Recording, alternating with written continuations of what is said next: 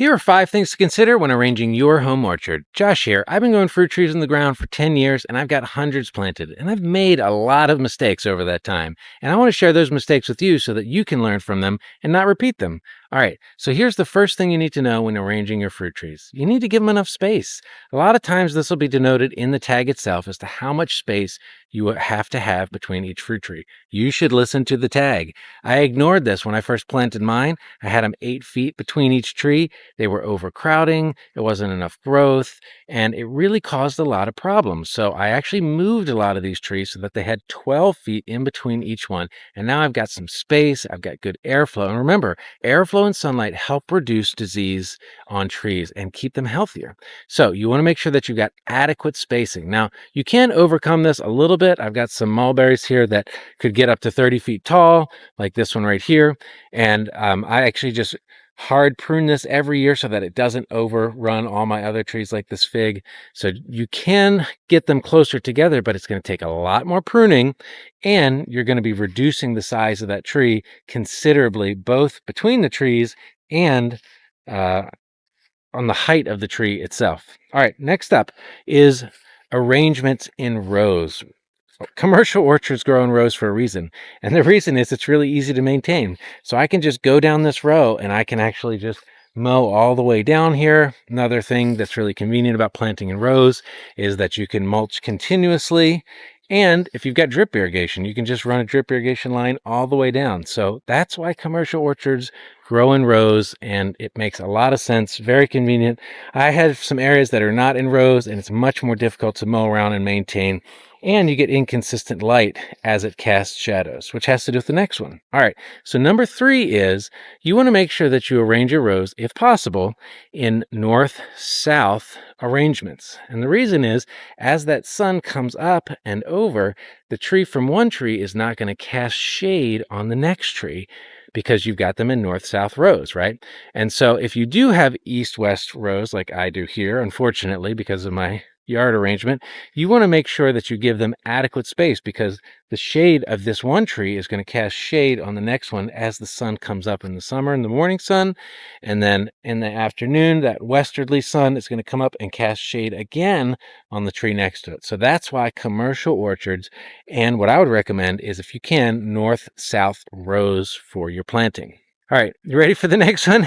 Let's talk about drainage. So drainage is all about the slope of your land, and it has a lot to do with the soil that you have. We actually talked about that a couple days ago on a video. But if you have a evenly graded, slow sloping land, that's preferred. And if you have control over that, like I did, I actually graded all of this to be much more of an even slope versus low spots, because those low spots create puddles. And if you plant in those puddles, you're actually going to drown out the roots. So just keep this in mind, that a nice, even sloped, draining field is probably really good for drainage. Now, the only other exception to that is some permaculture techniques that are called swells, which is a completely different method of doing fruit trees and planting. We won't get into that today. It's pretty unique. But if you're just in a backyard environment, flat areas, you want to make sure that you can either raise it up in a berm, or if you do get a nice slope, plant on that slope so that that water drains nicely down the slope and not pooling in one specific area.